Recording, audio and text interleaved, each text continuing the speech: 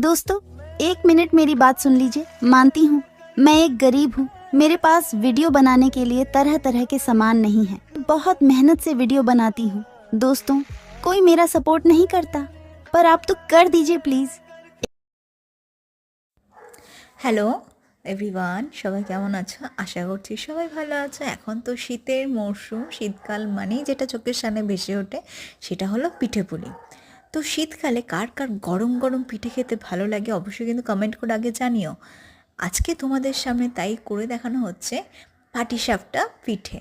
এটা কিন্তু দেখতে যেমন সুন্দর হয়েছে তেমন খেতে কিন্তু অসাধারণ হয়েছে, একদম নরম তুলতুলে, মুখে দিলেই কিন্তু মিলিয়েছে। দারুণ একটা টেস্টের পাটিসাপটা পিঠে। তোমরা কি এরকম পিঠের রেসিপি দেখতে চাইছো? তাহলে কিন্তু সেটা অবশ্যই কমেন্ট বক্সে জানিও।